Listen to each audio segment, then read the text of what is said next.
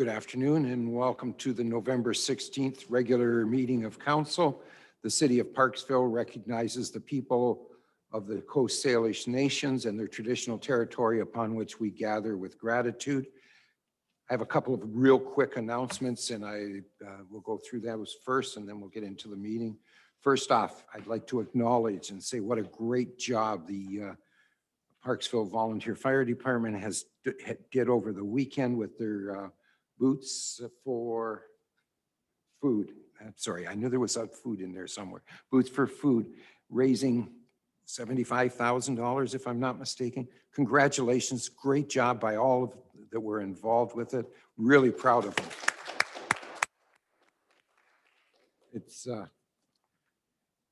nice part about it, the chief and I were talking earlier, the nice part about it is that it happened under such strange circumstances with not being able to do it like we've been able to do it over the many years, come up with this totally different concept and it worked out so well. So great way to adopt and come through with such a success, because I don't think the dollars and cents was very significantly different. In fact, you may have raised a little bit more this year than you did last year. So pass our thanks on to all of the volunteer fire department and the full-time staff as well, for that matter. Thank you very much. So there's that. The other part that I want to bring up just very quickly is COVID-19. I know everybody's getting really tired of that. It's been going on for 9-10 months now, but it's raising its ugly head very significantly, and especially in our neighborhoods. You know, in Oceanside, we've had some cases identified over the last week or so. It's getting to the point where we've really got to buckle down and make sure that we start following the rules. What I will tell you is that we are putting out a press release today, and it's going to have all the new rules that the health officer has implemented, Dr. Henry has implemented, and things like how many people in your house and all that kind of stuff. Folks, we've got to be careful. This could get away on us very easily if we're not watching it. So all I'm doing is asking everybody, keep your distance. When you're out in the public and you're unable to keep your distance, then wear your face mask. Do all the things that they've been telling us. Wash your hands regularly, and let's fight this thing the way we did up until now. We did such a great job. I was busy bragging to everybody about how Oceanside has had virtually no issues with COVID up until recently. We can get right back into that if we buckle down. So please read the press release when it comes out, follow the rules that are in there, and let's beat this thing down. We're going to be a little while. I know there's talk about you know, the different companies that are coming up with vaccines, and that's really a great thing. But it's going to take 6 to 9 months before it gets around to everybody. So let's keep going the way we are. Let's not let up on it. Thank you. So moving into the meeting now, the consent agenda. I need a mover and a seconder for the recommendations A, B, C, and D. Councillor Greer, second by Councillor O'Brien. Any discussion? All those in favor? Opposed? Carried. Thank you. Going to move right into Mr. Russell. Come on up. And give us our first report.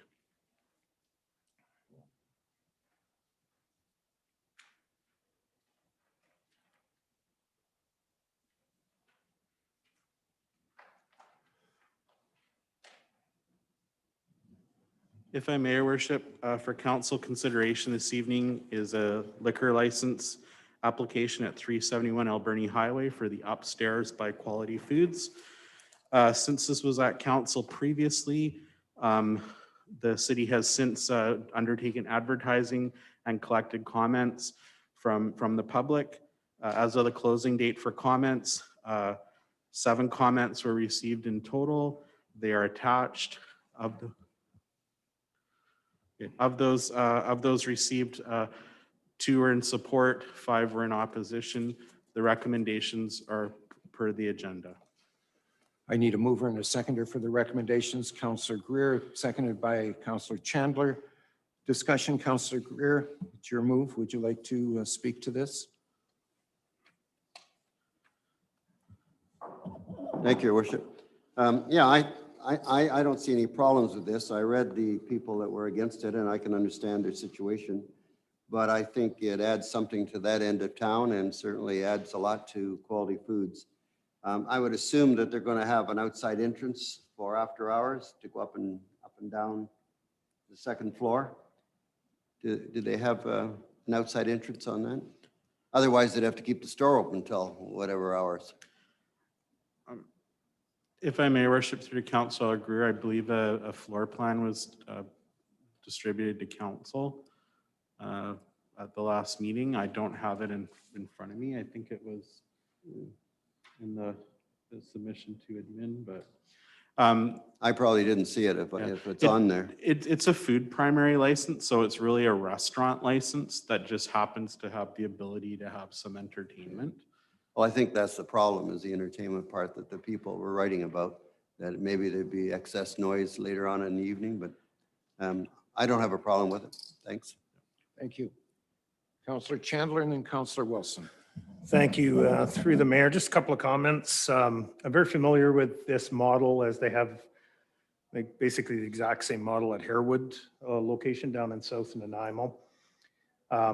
There's very little entertainment that I've ever seen there. I think that the ultimate is really they do a lot of things like wing nights and pizza nights and things like that. So it's a really good crowd that comes in there. It's the locals, and keeps them from having to drive. They can walk there and be able to not worry about having to drive home after potentially drinking a couple of beers and whatnot. So I don't really see any issues. I've seen what's gone on at that location in Harewood before. I've been there, and quite regularly they are shut down by around 10 o'clock anyway. There's hardly anybody in there. So that's just a comment, and just so there's kind of dispel some of the fears. Thank you. Thank you. Councillor Wilson. Thank you, Your Worship. So I appreciate your comments. Councillor Chandler helps me a little bit in some of the comments I was going to make. I do have to listen to the residents, though, and their concerns, because there will be increased traffic. So one of the things I wanted to ask planning is, I know we gave in May 2019, we gave exemptions or reductions for parking for the townhouse, for the apartments, and for the commercial buildings. So I guess my concern would be how much parking and whether this will impact the parking there if we're going to have people coming and going. Would that be something planning could answer? If I may, Your Worship, through to Councillor Wilson, parking is based on the square footage of the building, or in the case of restaurants, it's based on the number of seats. The proposal to add to their liquor license an endorsement to allow for the occasional live entertainment would have no impact on their parking requirements. They would be the same. It's a restaurant. It's just a restaurant that might occasionally have someone with a guitar playing or have a TV on with a sporting event. It's still, the use is still the same, so there's no change in the parking requirements. Thank you. Could I have a follow-up, please? Please. Could I follow up? Oh, thank you. So I'm just wondering if there are two resos that could be made, option A or option B. I'm inclined to want to go with option B, simply because it gives little feedback to the liquor control board about the concerns that neighbors have. So I don't think it can do anything to stop it. It just highlights some of the concerns. Is that possible that I'm on the right track with that? Or is there a marked difference between A and B in the resos? If I may, Your Worship, through to Councillor Wilson, Resolution A as of council is in support of the liquor control and the liquor and cannabis regulation branch considering the application. Option B is if council is opposed to a favorable ruling on the entertainment endorsement. Okay, thank you. And correct, thank you for bringing that up. And the motion right now that we're debating is for the approval of. Okay. Mhm. All right. Are you, any further follow-up? Well, I guess I would have to express that I'm a bit concerned. I like the idea of the pub, I really do. But I also have some reservations. And when I hear residents voice their opposition, and given the amount of building up there, I have to listen to them. And so I'm inclined to want to put the alternative reso forward for the pub part. Like I think the restaurant's a fabulous idea and having liquor there, but it's the pub part that worries me a bit in this location, that perhaps it isn't as suitable as it would be in another location. So I don't know whether there'd be any support for an alternative reso for that. If I may, Your Worship, a point of clarification. They have not applied for a liquor primary license. So typically what would constitute a neighborhood pub would be a liquor primary establishment. This is a food primary establishment that they're seeking an entertainment. They've already got a license for the food primary. They can serve liquor with meals. They're just asking for an entertainment endorsement, just to be clear. Thank you. Councillor O'Brien? Thank you, Your Worship. I just want to say I'm in support of this as it is.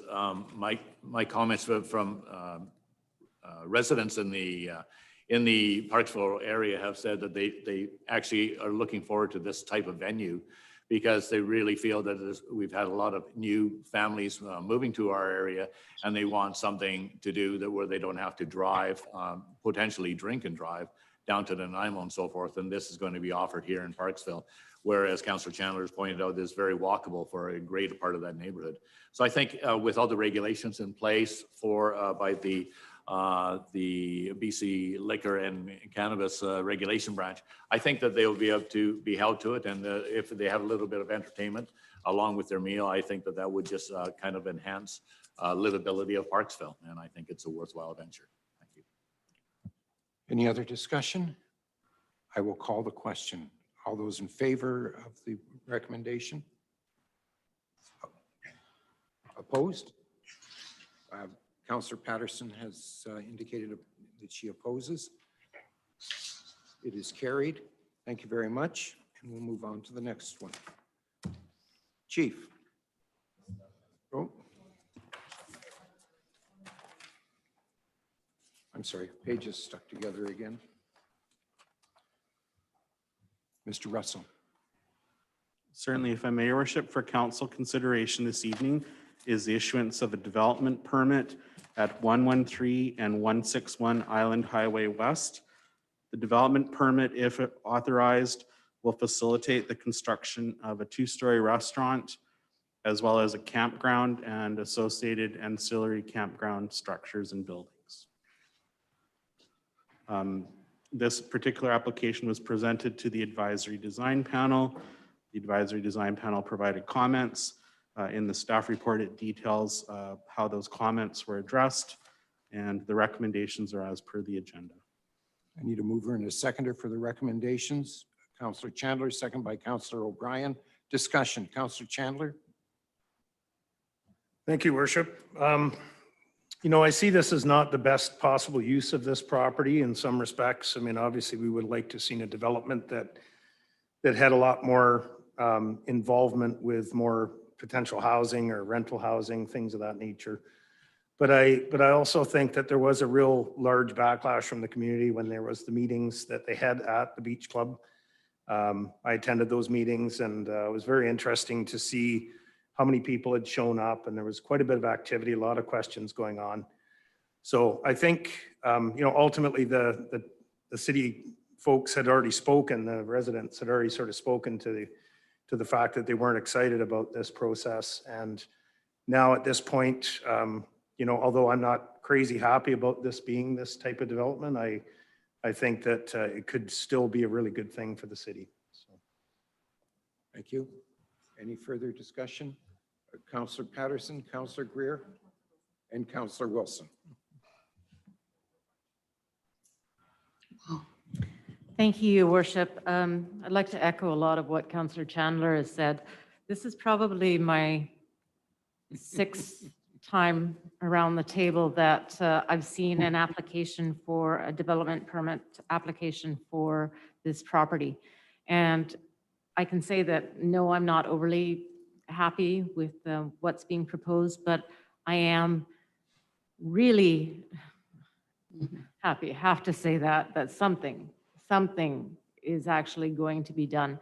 And I'm looking forward to seeing a restaurant down in the beach area and off the boardwalk that's available. I'm looking at view corridors and that as well. So I'm optimistic, and I look at this as a stepping stone or a step up from anything that has been. And I look forward to seeing something shovels in the ground soon. Thank you. Thank you. Councillor Greer? Thank you, Your Worship. I'm disappointed with this project. Putting a trailer park right on the most important acreage in the city of Parksville is not an ideal situation. I think the council over the last 15 years have done the public a disservice by turning down some really good developments. And this is what we're going to end up with. And I realize that we can do very little about it, that it's zoned properly for this.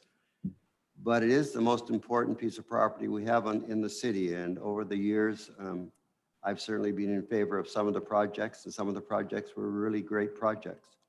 And it's unfortunately that we didn't have councils over all those years to work with developers to make something really spectacular in that area. So as much as I'm disappointed with this trailer park in that area, I'm assuming we have to support it. Thanks. Thank you. Councillor Wilson? Thank you, Your Worship. So, yeah, I tend to agree. It's unfortunate. It is an RV park. It would be nice to have a building. I totally agree with Councillor Greer on that. But it is good to see something, because there's been a considerable public feedback about the negative impression of the derelict site.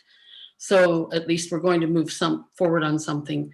But this is a high profile site that's visible from the downtown, the boardwalk, and the waterfront, the beach club. So, and it's a revitalization site. So the standards are high. And I think it should look good from, no matter whether it be an RV park or not. This should look good from the beachfront and engage people along the boardwalk. So I have an issue with the chain link fence proposed along the boardwalk and along the parking area, being that it is unsuitable for this high profile revitalization project in such a prominent waterfront location.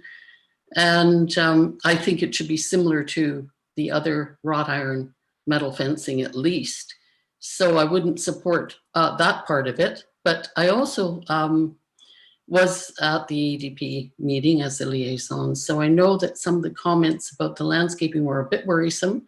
And I know that the new drawings that have come through are missing some information for sure, which makes it a little bit hard for council to make an informed decision, especially since landscaping will be very, very important, given that it is going to be in our RV park. So I would ask council that we refer this application back to the ADP for a landscape review only, and so that we can get more detail about the plans and sections to be able to make an informed decision. Thank you. Thank you. Councillor O'Brien? Thank you, Your Worship.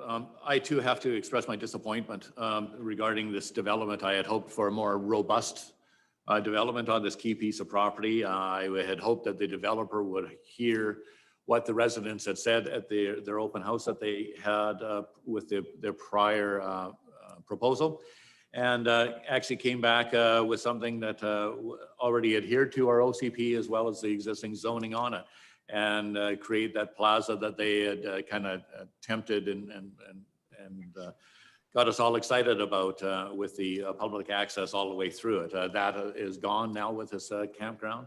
I think it's a lackluster development, and I'm very disappointed. However, here we are. And I would actually echo what Councillor Wilson has mentioned anyways. I found the report anyways confusing on the landscaping aspect of it, on what was going to be required for it. And I feel that after reviewing the ADP meeting, that they were somewhat apprehensive on the landscaping end of it. So I would definitely think that it would be worthwhile at this point to refer back to the ADP for clarification on that, to see if all the right boxes were filled in properly. Because the thing is that as it is right now, the site is basically a clear cut once the buildings from the Parksville Beach Motel are taken down. So I would like to see a very robust planting scheme put in place to make this as beautiful as it can be, as for an RV park as is proposed. So I too would like to see this referred back. Thank you. Councillor Fras. Thank you. I have a couple of questions to our Director of Planning and then a few comments to make as well.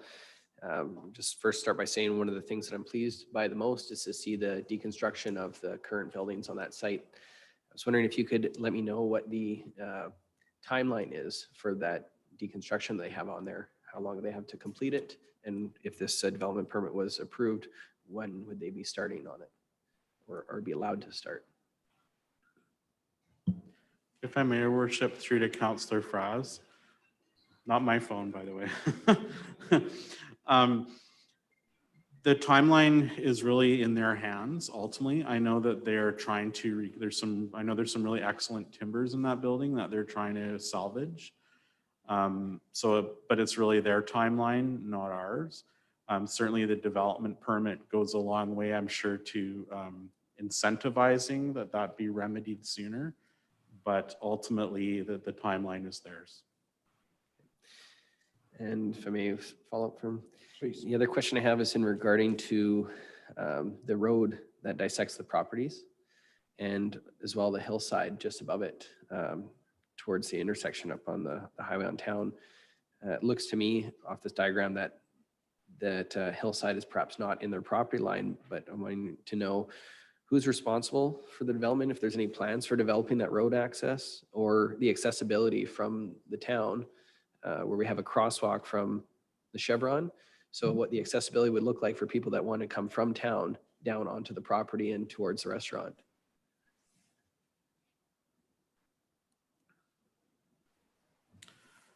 If I may, Your Worship, to Councillor Fras, I'm not aware of any specific changes with respect to the offsites that are proposed at this time.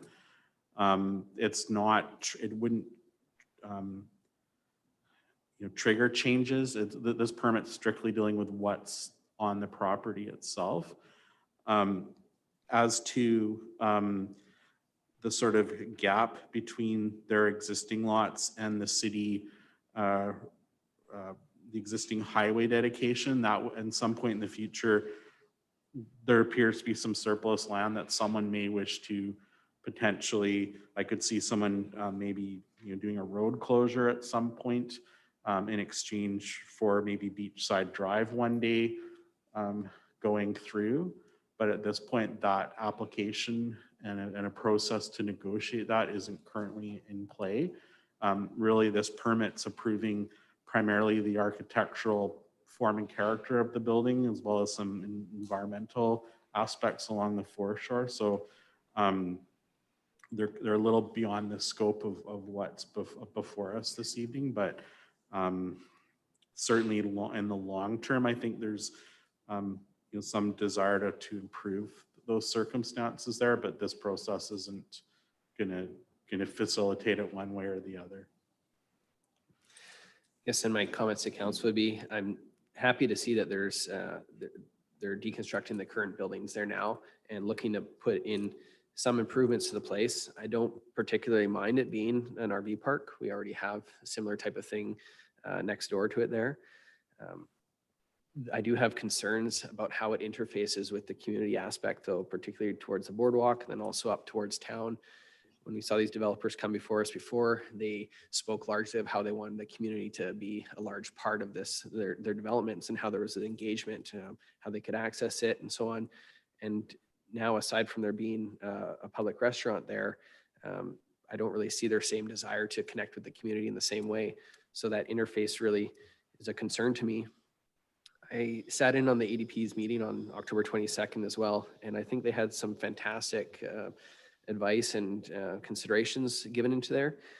I really valued their input. I think they brought up things that I wouldn't have thought about, and I liked hearing their suggestions. I'm not sure completely these suggestions were followed though, particularly how the restaurant, what it would look like from the top of the community. It seemed like there was a lot of design features towards the beach side, but from the back side, it was the back end of a kitchen, which would be towards our town.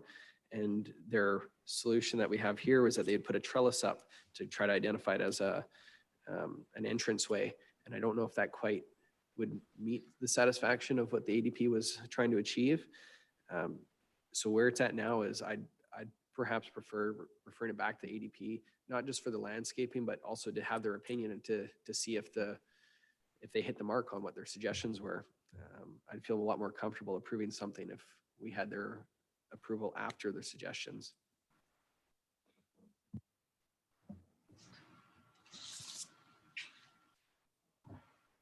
I understand. That's why I'm not pushing for it right now. Just a couple of points from myself, and then we'll go on to, I have two other speakers on the list right now. First off, need a question answered if I could. Mr. Russell, could you tell me what the zoning is for the parking lot at the very front of the property? If I may, Your Worship, the entire site is zoned tourist commercial. Okay, but it's two different sites. It's currently two different sites, Okay, correct? so I'm clear, and so that we've got everything right up on the table here. The front piece is it's zoned individually, where the parking lot is zoned as tourist commercial. Does tourist commercial allow for parking lots only?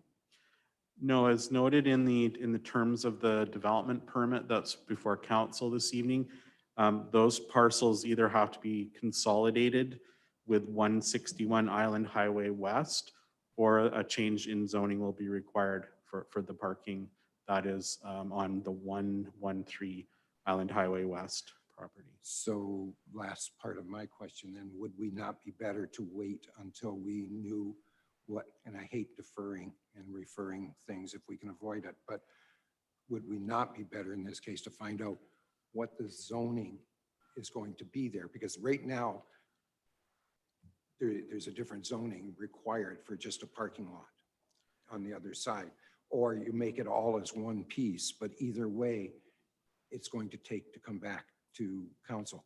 If this was strictly a development on the other side of the road towards the water side of the road allowance, there's nothing we wouldn't have much say on the development permit, because they're not asking for any variances or any changes to zonings or whatever on the other piece.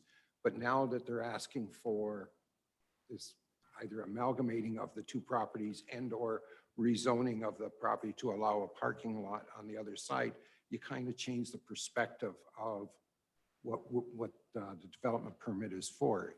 Am I right? Am I making myself clear, I guess, is the other, because I'm listening to myself and I don't understand what I said, but I think you're clear. It isn't unusual, but it's not an out of the norm practice, provincially, to have aspects of a development permit approved prior to the zoning in place.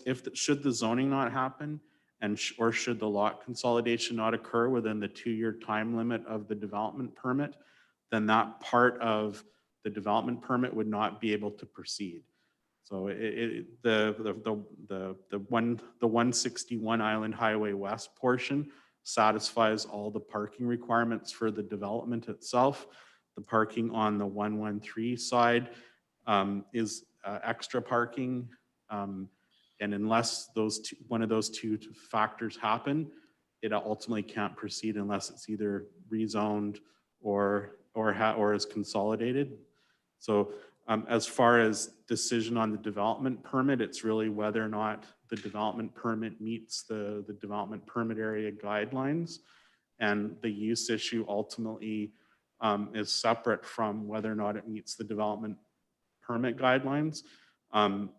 there's not a legislative order in how you apply for things. The norm is to rezone or consolidate, first, but it's not a legislative requirement. So it doesn't have to follow the sort of an alphabetical order necessarily. But as I said, that it has been construed in the construction of the permit in such a way that if the rezoning doesn't occur or the consolidation doesn't occur within the 2-year timeframe, it'll lose its authorization. It's just, the 161 part is sort of severable in a sense. Okay, so last part of my question, and then we'll move on to others, and I'm sorry to belabor all of this, but if we, with a development permit application, we have two choices. We can either approve it or we can decline it, but when we decline it, we have to give them how to fix what it is that we've declined it for. Is that correct? Isn't that the rules of development permits? And if that's the case, then we have to say to these people, the applicant at this point in time, yes, but you have to do this, this, and this, or you have to, or we can refer it. But I'm asking the question so that everybody understands the sequence of events here. If I may, Your Worship, yes, that is essentially the process. Either council approves it or it denies it based on specific guidelines with specific instructions on how it is to be addressed. But we have to tell them what the conditions are and what we're going to. Yes, and like, for example, if we said we want to fix it, but we don't like the trellis on the back, then you could do that. But to go back and start saying, well, we don't like this and we don't like that about the site plan approval, then that's a different scenario altogether. This is a development permit application, correct? Correct. Council has to be specific on what change it wants done to it, or it could refer it back. Okay. And I think that's where we're at. So I'd be really interested if somewhere in this building there was somebody that wanted to refer this back to the ADP. I certainly would be more than interested in listening to that at this point in time. A direct referral. Councillor Fras, and I need a seconder. Councillor O'Brien. There's no discussion on referrals. It's just straight a vote. I looked over there because I wasn't sure. But all those in favor of referring this back to the ADP for further comment? Opposed? I note that Councillor Chandler is opposed. Let's get this back to him and see if we can get it back in it as quick as we can, okay? Thank you.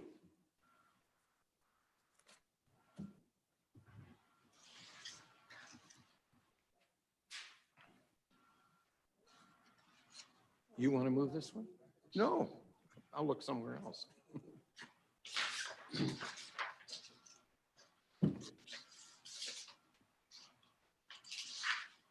Yeah, sorry, once referrals up, there's discussion ends, so I apologize, but Chief Norris, please.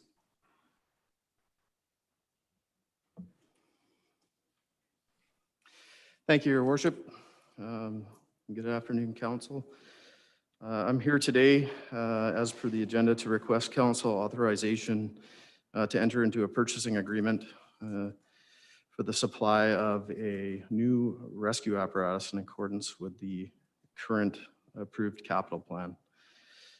This would be to replace the current Rescue 45, which is a rescue pumper with a dedicated rescue truck. The recommendations are as per the agenda. I need a mover and a seconder. Moved by Councillor Fras, seconded by Councillor Patterson. Discussion? Yeah, this is an item that I've been looking forward to us having the opportunity to put forward here. I know we had put it off previously, and I was happy to hear that the amount hasn't gone up significantly over that time. I think it's overdue for what it is, and I'm happy to see that too, that they're requesting the second line pump apparatus be included as well to maintain for Rescue 45. So it's one I'm happy to put forward, and I hope that council supports it. Thank you. Councillor Patterson? First, if I may, just ask you a quick question. Did you get answered what you were looking for? Offside? Yes. Yeah, okay, good. Thank you. I'd like to echo Councillor Fras's comments. The fire department does such amazing work with very little amount of paid staff on. For our volunteers, it's a stipend, and that to maintain our fire department with the apparatus and the type of equipment that's needed in this community and in the Oceanside area is very important to me. And I'm really looking forward to seeing this come into effect. So thank you. Thank you. Councillor Bryan, Councillor Chandler. Thank you, Your Worship, and through to Chief Norris. I was impressed as well in his, with your selection process, but also the fact that recommendation number 5, where you're recommending the retention of your pumper that you have affectionately known as R45. The thing is that I think that's a great idea. You've even got an operating budget for maintenance anyways on that particular piece of equipment. After 23 years, I think it appears that it still has some life in it. And I somewhat maybe as a backup or something like that, I applaud that as well. The rest of it, I think, is just amazing that you've gone through, and my compliments to a very deliberate and well done review of what's actually required for the department. Thank you. You can thank Assistant Chief Tisdale. He did the lion's share of the review of that. Councillor Chandler, please. Thank you. Through to the mayor, to Chief Norris. Firstly, I'd like to thank Assistant Chief Tisdale for his work on the proposal, as well as yourself and the rest of the fire department that's involved in it. I think we're really lucky to have the kind of trained people that we have in this community, and as well as Qualicum Beach. I think we could, if we look as a benchmark of fire departments around the whole region, I think that we would be placed as one of the #1 departments, not only the island, but in British Columbia as far as volunteer departments go, just from a training perspective. Plus, the need for the type of equipment that is out there needs to be given to the people that really know what's going on and what they need to do. So I think that it's a wonderful proposal. I think it's well and long overdue. And I'm glad to see it's going to be coming forward, because I will most certainly support it. Thank you. Thank you. Just a quick comment. I strenuously disagree with Councillor Chandler on this one. We are not probably the #1. We are the #1. So just so that point is there. Any other discussion? Oh, Councillor Wilson, thank you. Oh, thank you, Your Worship. I concur with all the comments that the council has said, and I support this. And I thank you, Mr. Morris, for coming forward with this. All right. Quickly. Just last one, while we have the chief here, I just want to extend my thanks to you too and the fire department for the Boots for Food this weekend. It's always a fantastic, the food drive. It's one of my favorite times of the year. I was out there visiting a few of the firefighters too, and it's just incredible the amount of time and dedication they put towards that. So big thank you to you and all the members. Through the worship to the councillor, thank you very much on behalf of the membership. It's them that does the lion's share of that work, and I'm certainly very proud of them as a fire department. Councillor Chandler. Just one final thing, through to Chief Norris, through your mayor. I guess with the $75,000 donation in dollars, that actually extends to a lot more money than that, doesn't it, in respect to buying food power? Is that correct? Through your worship to Councillor Chandler, yes, it's it's 3 times or 4 times the buying power. So the more money that's raised, the better it is. And that's just an amazing job this year. Congratulations to all the members. One would consider all of those comments out of order because it didn't pertain to the motion, but I think they're well worthwhile. So I'm going to let it go. And I'm going to call the vote now so that the chief can get his fire truck and go home. So all those in favor? Opposed? It's unanimous, Chief. Thank you. Thank you for your support. thank you for all your work too. All right. Moving right along, Parks and Open Space Committee recommendations.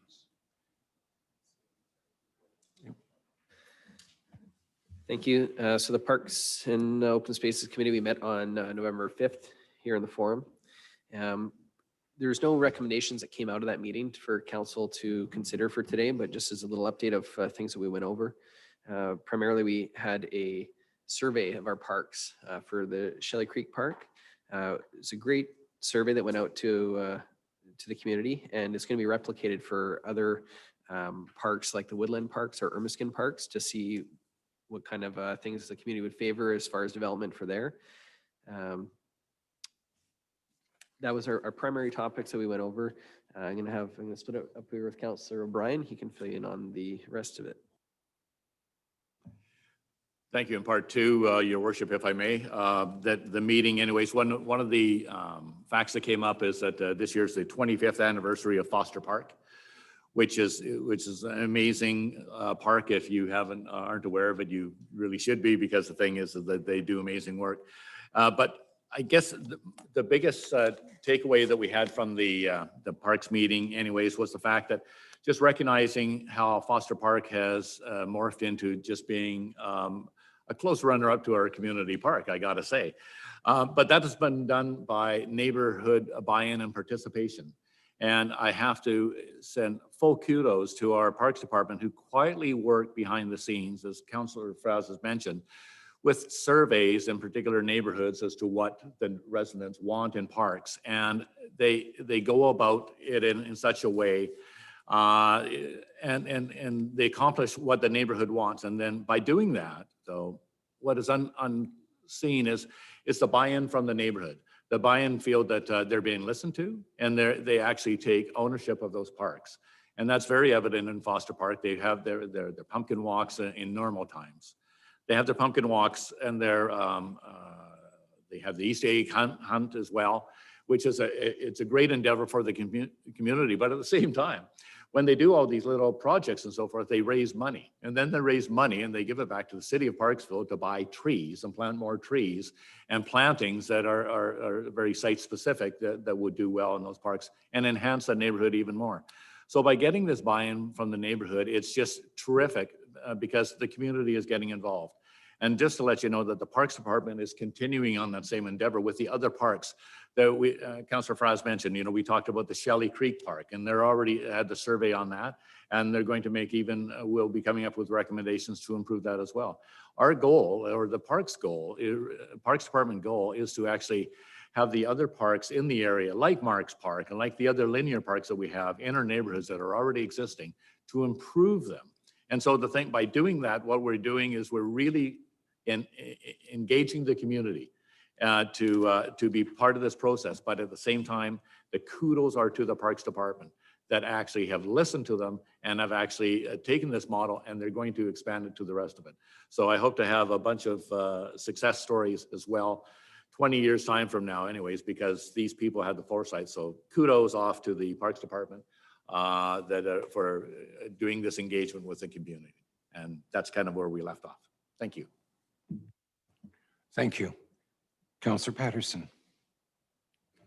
Thank you, Worship. If I could ask some questions in regards to the Parks Department Please update? feel free. Thank you. So with the update, it said that we planted 3,000 trees this fall. I'm assuming that we also planted some in the spring and that too. If I could have maybe one of the councillors. Go ahead, please. Just If I may, Your Worship, through to Councillor Patterson, the 3,000 trees have been planted so far. The tree planting season is now, November through February, and that's when they have their best chance of survival. And so that is where they're doing it. And a lot of them are in they're plugs, the little guys, tree plugs anyways. They're just wee ones so far, but they'll grow up. But they have the best chance now. And so the 3,000 was planted, was it in the Parks Department have a list of exactly what the numbers were. I can't put that off my head unless Councillor Fras can. But they did that in this past year. But they have more plans for next year as well. Lots more. couple little follow-ups. I'm really pleased to see that the Springwood Park fence had some more fencing and that being done. My other question is that the Springwood Park scoreboard, I haven't been up to the park. Has it been installed now, or is it still with the rain and weather? Thank you, Your Worship. Through to Councillor Patterson. The Springwood fence was changed anyways for the outfield as well. That work was done. The scoreboard that we approved and purchased is sitting in storage at Public Works Yard right now, ready to go. They were hoping to have it up in time anyways, but they're holding off. They're holding off for weather and so forth and contractors being available, but it's ready to go and it will be ready for the next season. And just my final comment, thank you so much for your presentation and updates and that with the Parks Department. And I just wanted to say how much I really appreciate seeing the lights on the Alberni Highway lit and everything now as well. And just kudos to our park staff. Thank you. Thank you. They did a great job. I drove through it, had visitors in on the weekend and drove them down that street, down Alberni Highway, and it was very, very impressive. That was the first thing they commented about when coming into town. So great job from all the Parks Department. We could pass on kudos again because they've done a major cleanup at Mark's Nature Park. The staff and the operations staff, the bylaws officers, and even the RCMP were in there and cleaned it right up. And it's been, other than a couple of minor incidents, it's been held pretty good for the last few days. So I'm pleased. Hopefully we can keep going on that. And my thanks goes out to them. All right. So we're going to move on to motions from previous meetings. Councillor Fras, you're up. Thank you. For council's consideration, I have a recommendation that staff be directed to add $15,000 to the 2021 operating budget for traffic signals to facilitate the upgrade of 3 intersections at McMillan and Highway 19A, Franklin Gull and Highway 19A, and Resort Way at 19A to include the addition of audible signals for the visually impaired.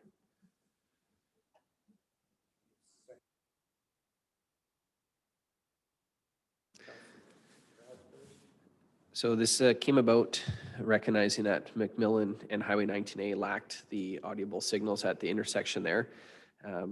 Typically, you'll see them at almost every other intersection in our community. It's a safety feature. It helps people with crossing the road, not just for the visually impaired, but I find for children, it even gives good cues for people like myself. You know which kind of intersection when it's safe to cross and which direction to be going. And I find that when you lack those signals, it can create a confusing situation, particularly if people if they're expecting it in your downtown core. The other two out at Resort Way and Franklin Gull, I think they connect to valuable parts of our community too, where things like the museum and as well our resort community over to other businesses out that way, like restaurants and some places in towards our industrial yard. And there's some great walking trails actually out that way as well. The cost is relatively cheap. About $6,000 per intersection. There was a package price that was put forward that they could do all 3 of them together. So I wanted to get council's input and consideration for that. Thank you, Your Worship. Just a question through to Councillor Fras, if I may. The 3 intersections that were identified, do we know that? Is that all 3 that need to be done? Are all the other ones in this city, do they already have audible? I'm just suggesting, do we have to survey any other sites or have you already done that? Thank you. So great question. I'd put forward that to staff as well. These were the only 3 that were in the city that were lacking there too. I thought it was actually only the one, but yeah, these are the complete 3. Councillor Wilson, did you have your hand up? I did. Thank you, Your Worship. Actually, I believe that that question was answered. I was wondering whether they were in other areas of the city as well. So I support this motion. I think it's a great idea. Thank you. Thank you. Any other discussion? If not, I will call the question. All those in favor? Opposed? It's carried. Thank you.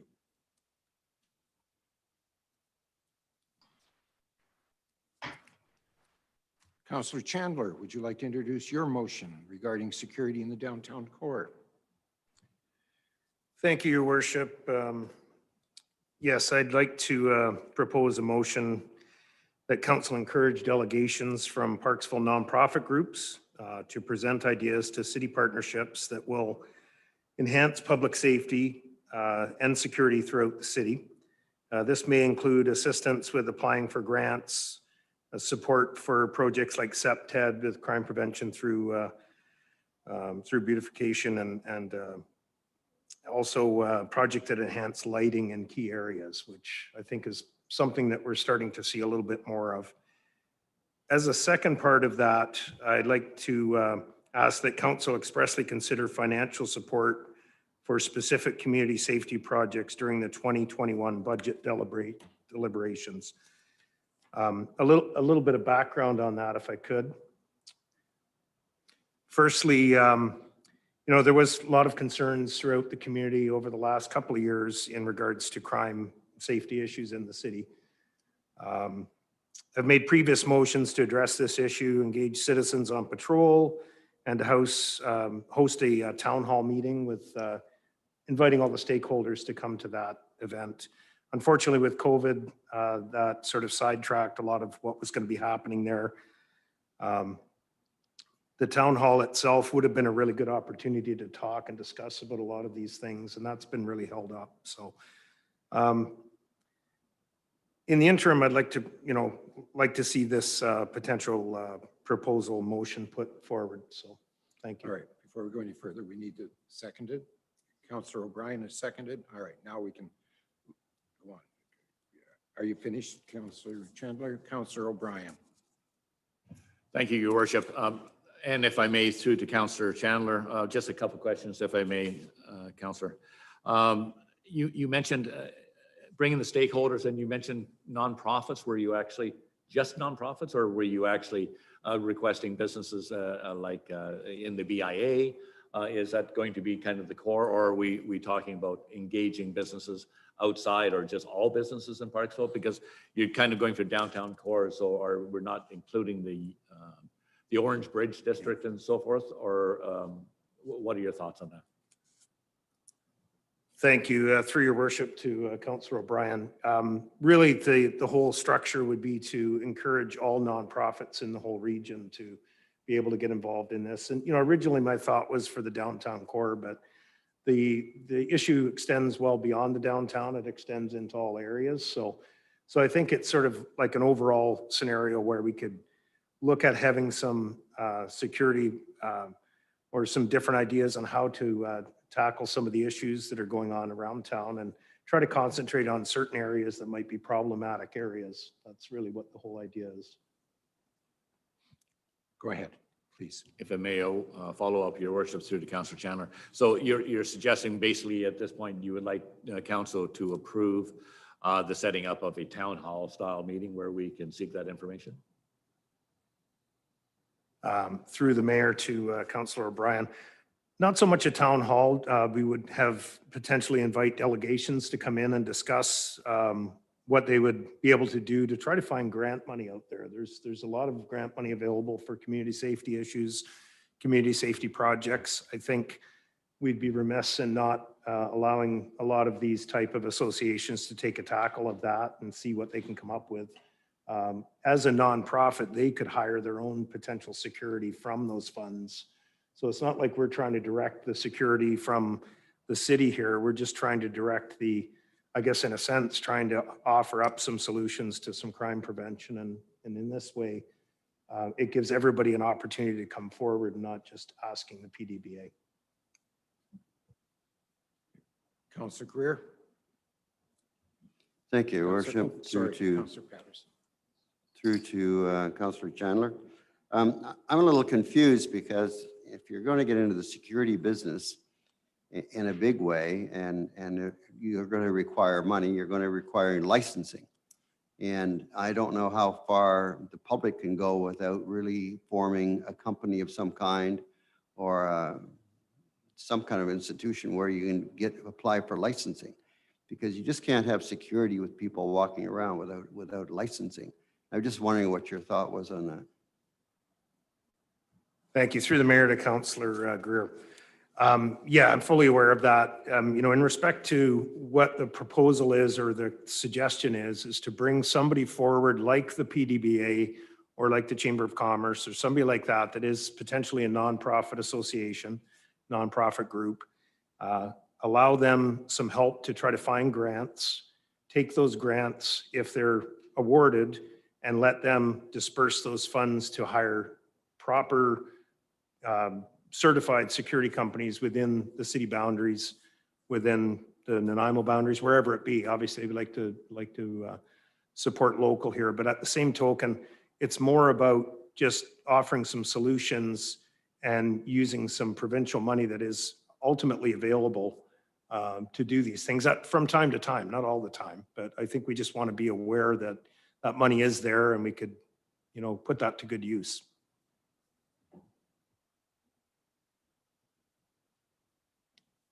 No follow-up? Yeah, I don't quite still understand how you're going to pull this off without actually getting a company and paying them with licensed people. So I think that's at the end of the day, that's what you're going to have licensed people. You can't have anything else happening other than licensed people. Through the mayor to Councillor Greer, that's exactly what I said earlier, was that it would be a certified proper company that could be hired by these nonprofits. So we're not talking about the nonprofit creating a security company within themselves. They would hire an available security company of 4 or 5, 6 choices in this region to be able to patrol the downtown area a little bit more and or different areas. So it's not city driven. It's just what I'm proposing is to try to make sure that we find the funds out there, offer that to the information to people to source that out and have them come forward to us. Okay, So. thank you. Councillor Patterson, I missed her the last time around, so. Thank you, Your Worship. And I'm not sure if this would be directed towards Councillor Chandler or to our CAO. Councillor Chandler's motion has several different components and parts and that to it. So like Councillor Greer, it's a little bit difficult for me.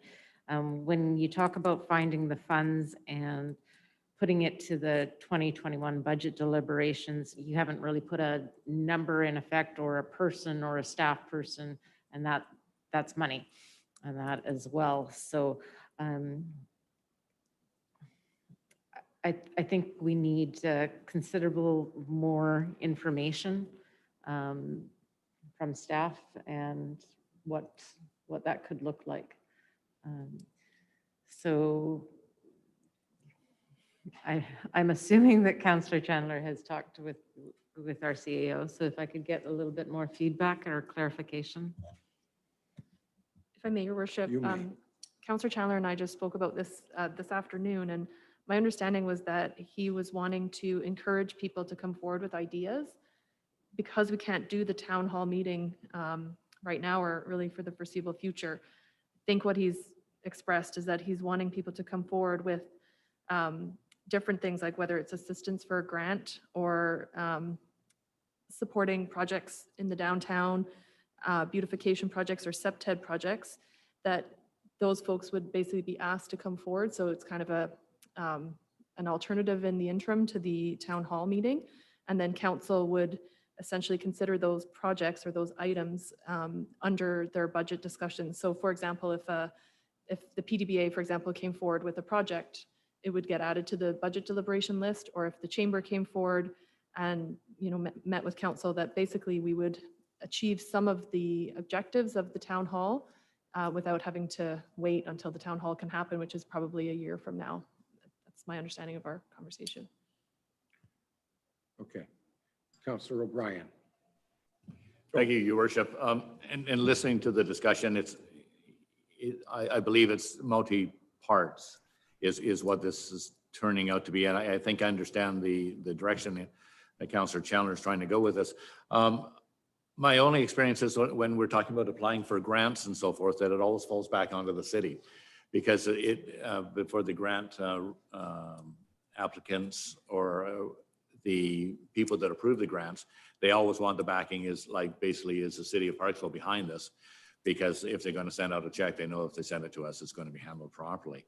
So it's going to fall back on us. So I think maybe at this time, as a consideration to what Councillor Chandler is looking for, if council could approve with the CAO's assistance, sending out a letter of intent anyways to the organizations that Councillor Chandler has identified to provide us feedback, is if they could if we send out a letter of intent to those groups and say, we're looking for your ideas and as to what would make the area more secure.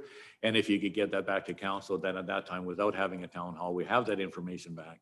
And then we can take it and put as Councillor Patterson mentioned, a dollar sign on it as to what that would look like. And then council would have to approve that in the budget process.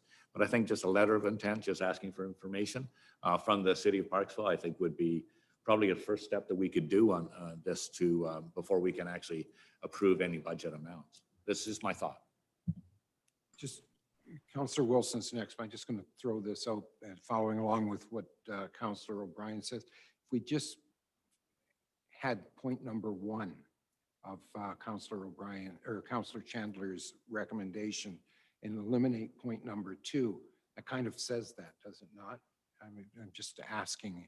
It clears it up and it just says, okay, we're opening for delegations or for people to come with an idea of, and then after we get their ideas, then we can come back and say, let's add it to the budget. We can always add it into the budget later if we have to. So if we it may save a lot of discussion about going into the budget and everything. Just go point 1. That would take an amendment. The two of you would have to agree on it and eliminate. So we're taking out point 2 and we're just now under discussion for point 1. So now we're going to go around. Councillor Wilson. Thank you, Your Worship. So you've pretty well spoken to my confusion right now too, is that it's the actual motion is directing staff to investigate options. So I think that, yes, we kind of have to go the other way, that people are encouraged to come forward with ideas before we can even have staff investigate. So I tend to agree with what you're saying there, if that makes any sense. You'll agree with me, it's always sensible. Councillor Fras. Thank you. The council, the gathering of the information, I think, is a great starting point. There's things like when we talked about Craig Street, the lighting options for that area. We talked about seeing if businesses would be able to install lighting to the outside of their building and what kind of costs would be associated with that, with running a circuit for it, and what kind of involvement the city would be willing to compensate for it. So I like this idea because we don't know what we don't know. And if we're always thinking it's going to be the chamber, PDBA, I think we need to extend that reach a little bit further and see what kind of businesses are willing to cooperate. If there are other organization and groups that we haven't leaned on before. So this is something that I'll support, this first step of this gathering the information. Because like I say, the lighting, I think, is going to be one of those great SEPTED type of ideas, and I hope it moves forward. And then see where we can go from there. Maybe next year we'll have a better cost as to what those options are going to be for us. Thank you. Councillor Greer, I've got you on the list again. You're okay? Councillor Patterson, did I see your hand up? We're all set. The only thing I would suggest on it is that not as part of the motion, but just ask that we put it in the paper as part of our little groups that we're looking for input from the community. And I think that would go a long ways to getting it. Councillor Patterson. Thank you, Your Worship. I knew you Well, would. actually, no, it was you were speaking that brought it forward. As in our liaison positions, and that I think that this is one that we can bring forward and discuss with the different organizations, can go a long way as well. And I'm thankful that we actually have some people in the audience tonight that pertains to. With that, I'll just mention too, when I meet with the students at Bolinas, I'll bring that forward to them and lean into them to see if they have some ideas, because there's some bright minds there. And so, and I'll let you know.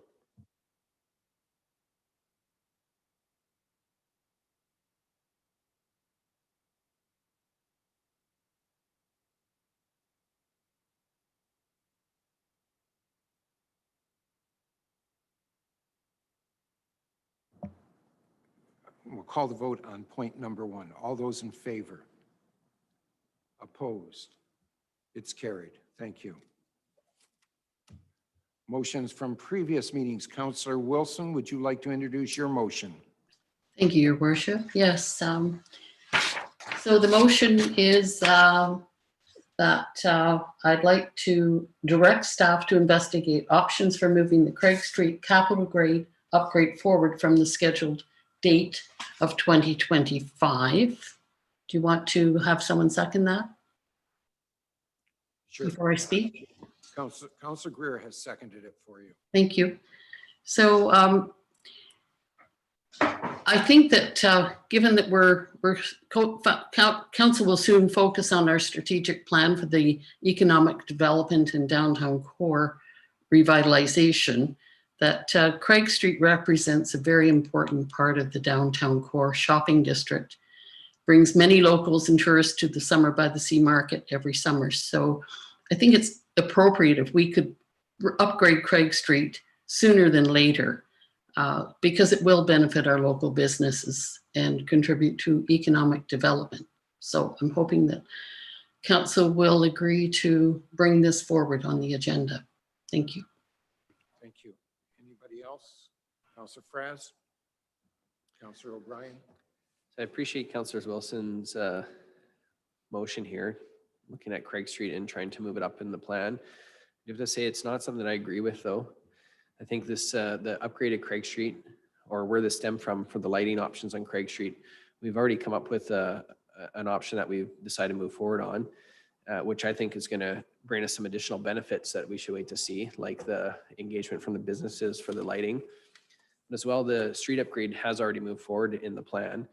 And if we continue to move it forward, what we end up doing is reprioritizing the staff workload that they've already have for the projects on the go. And one of the things that comes with that is then you lose the stage and momentum and the investments already gone into design, preparations, and plan to then switch it out for something else. I think we kind of start chasing our tail around there. It's not like we're moving something that's not planned to be worked on and bringing it into our priority list. Craig Street is on the agenda. And at our last meeting, I think it was mentioned how it's moved up 2 years already. So I don't see a dire need for it to be moved up any further. And again, I would like to see the lighting options that we moved forward at our last meeting. I'd like to see them complete and move forward. Councillor Greer?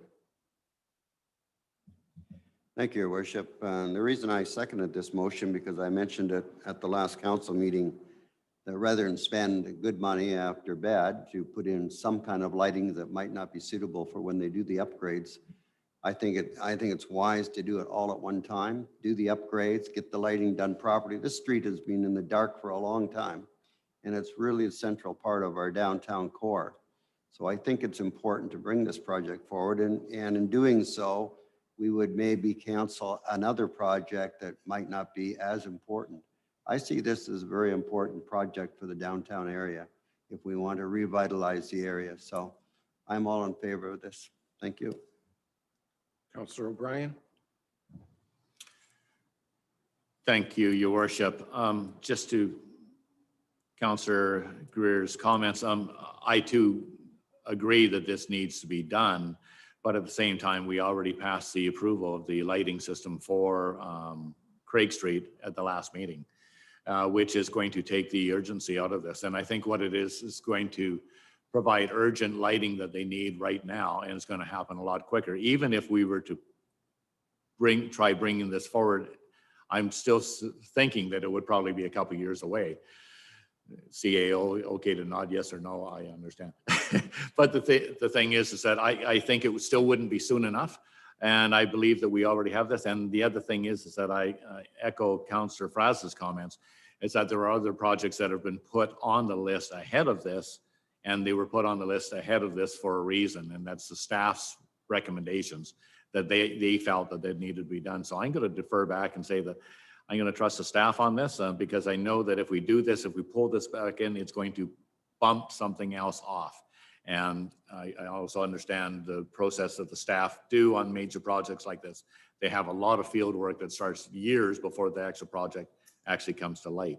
So at this particular point, I'm saying that I'm satisfied with our decision for the lighting for the interim, and I'm not approving or recommending this motion. Thank you. Councillor Chandler. Thank you, through your worship. Just a comment again, and I do echo Councillor O'Brien's comments here. I like the idea of seeing Craig Street move forward somewhat, but the reality is again, it's going to be a long time before it actually happens. I think we all agreed that the lighting in that area was very important to us to get that dealt with. It's been something that's been going on for a long time. So although I realize there is extra cost by going back in and doing similar work later on down the line in 3 years from now, I feel that the real purpose of what we passed previously was to get that lighting in place. And so I'd hate to see that pushed back and moved for another year just because of the concern of the Craig Street upgrade. So thank you. Thank you. Anybody else? Councillor Patterson. Thank you, Your Worship. I wasn't going to weigh in because everyone knows Craig Street's near and very, very, very dear to my heart. But I will say that as much as I really, really, really appreciate Councillor Wilson's motion to upgrade and move forward the scheduled date, I do believe that the lighting, if it takes place in 2021, then we are realistically only another 3 years out from the scheduled date of the rest of the upgrade. And you have to take into account that this upgrade is going to cause a lot of discomfort for the businesses and traffic and everything on Craig Street as it is.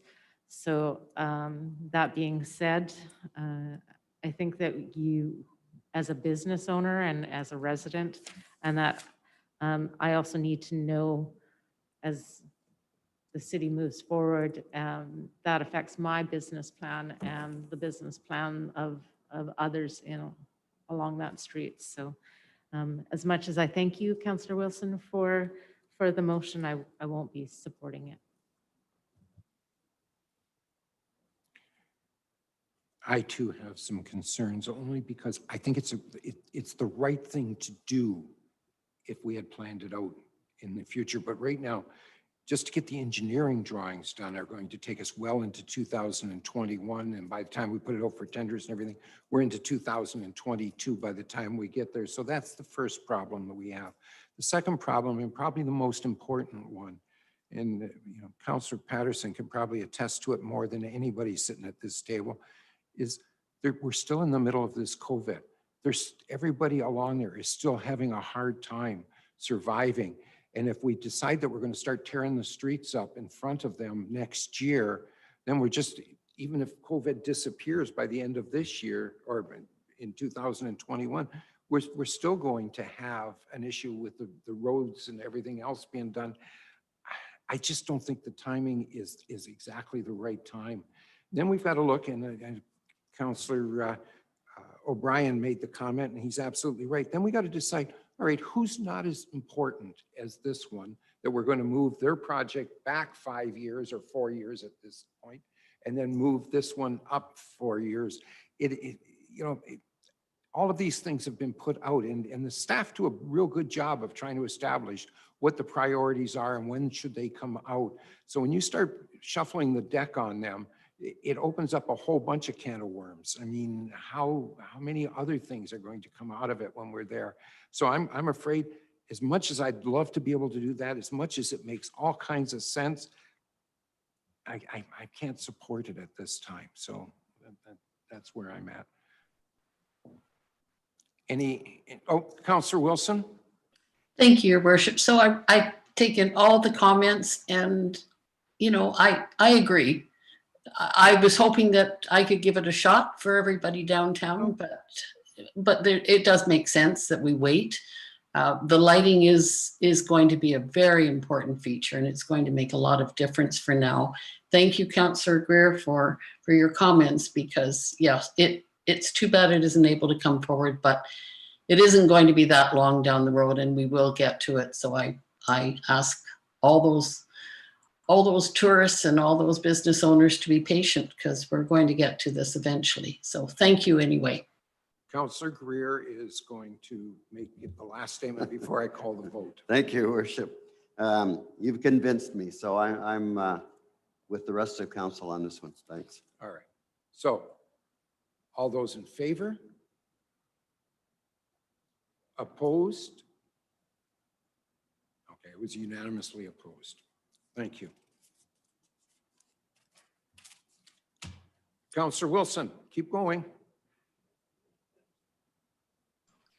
I have a motion that thank you, Your Worship. So I'm sure most of council is going to scream at me, but I'd like to make a motion that due to the recent update from Dr. Tam, the Chief Public Health Officer regarding the risk from aerosol transmissions in closed, poorly ventilated indoor spaces, I want to make a motion that masks be worn in the forum throughout all meetings, must be worn throughout all meetings, a consistent spacing of 2 meters be maintained, or that council consider a return to Zoom or a hybrid of Zoom meetings. And I guess I need a seconder. Sorry, we need a seconder for the motion. I'll second for discussion, Your Worship. All right, thank you, Councillor O'Brien. So it's now on the floor. Can I? You may. You are up first. Thank you. So I'm putting this forward because I really feel this is intended to protect some members of our staff who may be vulnerable, and councillors and visitors. And I think that, as you know, staff now are wearing masks as per the CAO.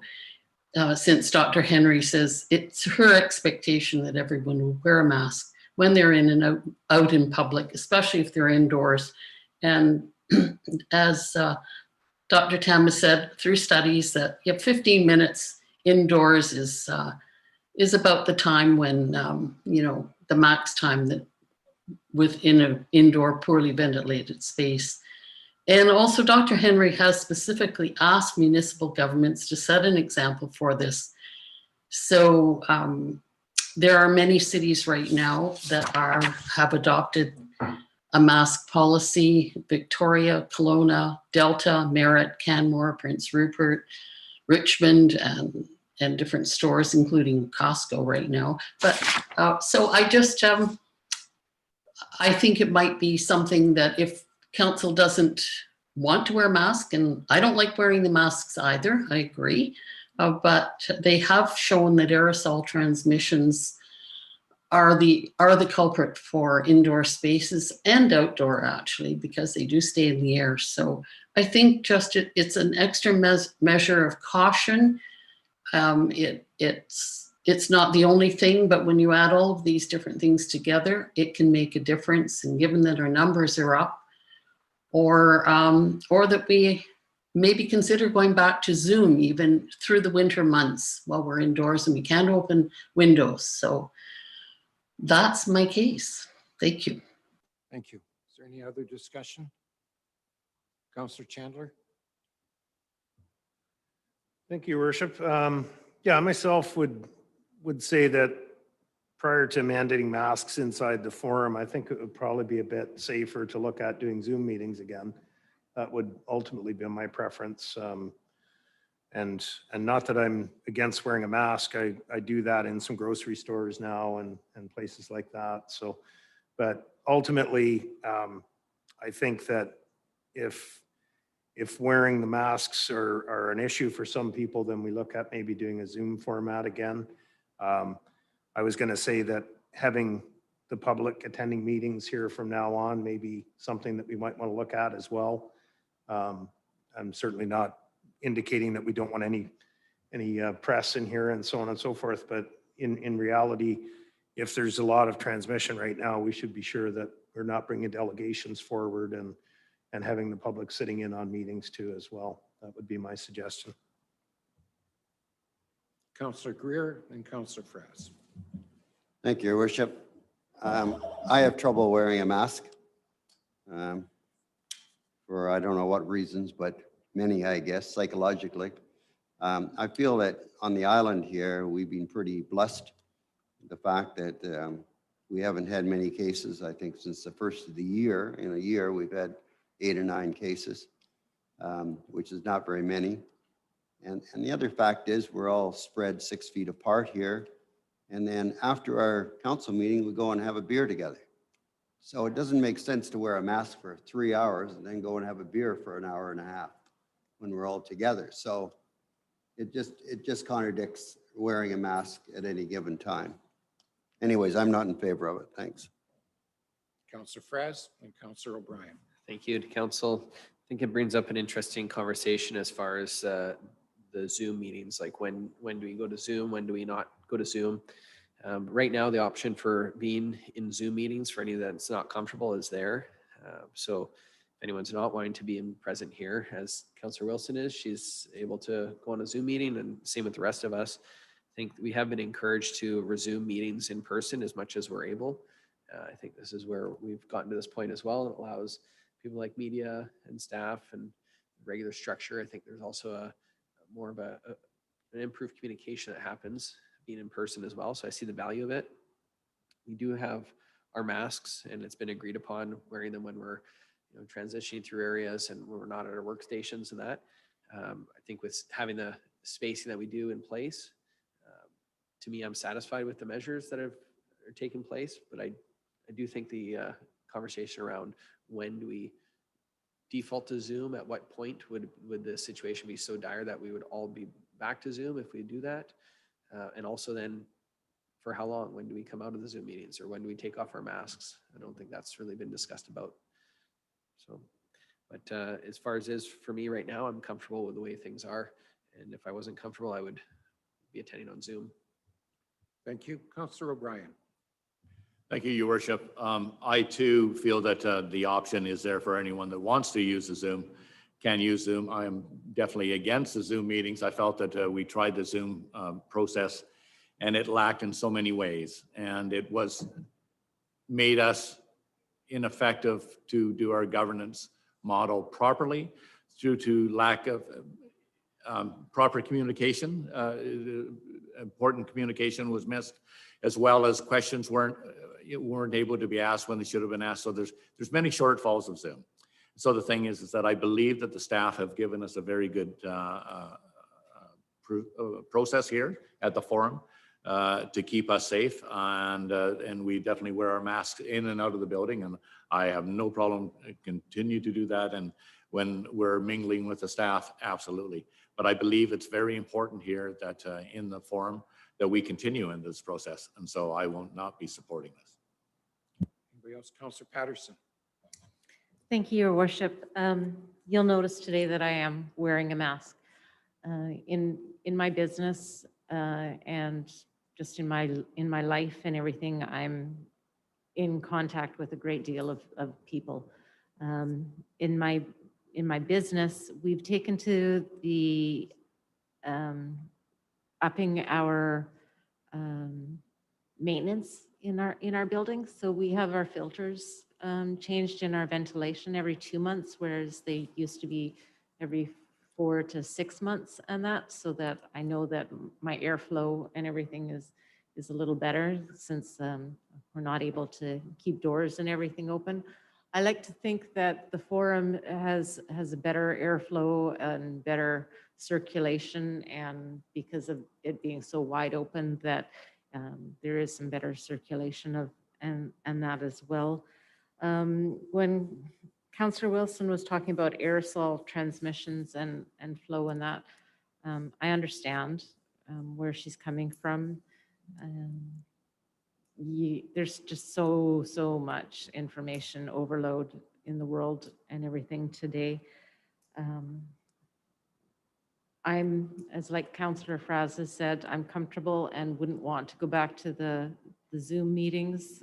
I feel that they do tend to have some negative connotation, that we don't have the conversation and are lacking in being able to express everything that comes up. So I'm, as I said, I won't be supporting this per se as a mandatory option. I do believe that we should consider as the COVID goes forward. I took my flu shot. I'm hoping everyone else was able to do that as well. So those are my comments. Thank you. Any other discussion? Councillor Wilson. Thank you, Your Worship. So I appreciate everybody's comments. I just want to say, though, that the it is recommended that masks be worn on it by everyone because, of course, it protects the other person. So even though staff is wearing them, they're not as protected if somebody is not wearing it. And the other thing I want to ask our CAO is, I am able to attend by Zoom, and I agree it's really difficult to not be a part of the group there. I wish I felt more comfortable being part of it, but I feel more immunocompromised, and I don't want to put myself in that position. But what about staff? Are they able to attend on Zoom? Would that work for them as well? And certainly delegations I know can attend by Zoom, because when they come from the mainland, they have the potential to bring more of the virus with them. And also to Councillor Greer, we do have incidents on the island. We do have people in ICU in Nanaimo now, so we do have more cases. Yes, we have increased that. So I think that the question I would ask is, are staff able to attend by Zoom? Can we use this hybrid model for everyone so that people who want to can go on Zoom, and some people may want to be in the chambers? Thank you. I'll leave that one for you. If I may, Your Worship, yeah, we could arrange for staff to do that. We have not been asked to look into that yet. We definitely could also do delegations by Zoom. That would be no problem. Thank you. Any further discussion? I'm not going to be supporting this. I do understand the reasoning behind it, but at this point in time, I think we're more than maintaining the 6 feet between us. I believe that I'm comfortable with the situation. The Zoom meetings as a group, you just lose so much in the context of a Zoom meeting when you have it all there. You can't follow who wants to talk, who doesn't want to talk. You miss people, and especially when there's, I have 6 windows on my computer and there's 8 people. So the 2 people are over on the side. I don't even know what they're doing over there, So I think if a council member or a staff member wish to attend in Zoom, great. It is perfectly okay. We'll make the accommodations for it. If a council member wants to wear a mask while they're in the meeting, such as Councillor Patterson is doing, I think that's perfectly fine. I think other than that, I happen to feel very comfortable with the situation the way it is, and I'm probably being the oldest and the most compromised of all. I feel comfortable with it as it stands. So I let him go. I'm just letting him go. He's too miserable to get a disease. Anyways, so having said that, I'm going to call the vote on this. All those in favor? Thank you. I was waiting for that. Opposed? Okay, so everybody but Councillor Wilson. Thank you. Any member of council have any notices of motion? I could if I wanted to, but I can do it under the next one too, so. But, all right, no notices of motion? Good. Under new business, I do have one piece here, and I'm going to ask council's permission. Let me just get my glasses on so I can read it all for you, if I may. I would like to ask council's permission to vote on a motion without notice regarding the appointment of council liaison and board positions. 2 members of council have asked to trade positions. I would like to seek endorsement to changes in appointments. In the first appointment of Councillor Doug O'Brien to the Englishman River Water Services as a member and as an alternate for the Aerosmith Water Services. And the second is the appointment of Councillor Chandler to the Parksville and District Chamber of Commerce. So I need a seconder for that. Councillor Fras, discussion? Good. I was hoping there wouldn't be, but we'll move this one right through. All in favor? Opposed? Carried. Thank you very much for that. I have a couple of, under new businesses, just a couple of quick questions, or one, at least one. Councillor O'Brien, you were kind of leading with this one earlier in the week. Students at Bolinas, I think the deadline is today for, the 17th, so it's tomorrow. Okay. Do you have any idea how they're doing? If I may, Your Worship, the students at Bolinas are actually, they're doing their own fundraising and so forth, and then all the funding has to go into the provincial organization for the parks and so forth. So it's an ongoing issue. They were making great strides through the weekend. They got a big bump, and thank you very much to the city of Parksville for getting it in there, because I had a lot of comments come back to us on it. So for those of you in the public not understanding, we're talking about raising funds for purchasing the West Bolinas Island and so forth, and turning it into a public park. And so the Bolinas students have been working on raising funds to do this, and with a little bit of help from the city of Parksville to get some news releases out there. They're well on their way. As far as the rest of the organizations throughout British Columbia, I don't know. Oh, yeah. So they did it. Okay, so I stand corrected. Councillor Fras, I looked this morning and I couldn't find any update on it. So Councillor Fras, please So they help. were able, go ahead, please. All I know is just third-hand information that I've seen online too, but saying that the total amount, the $1.7 million has been raised for the Bolinas Islands. Excellent. Excellent. That's great. That's really good. Councillor Patterson. Thank you, Your Worship. Just because we do have a couple people in the audience, if we could give just a little bit more clarification on what we're discussing, since we all know it, but not everyone else does. Okay. As Councillor O'Brien indicated, the students in grade 9, was it?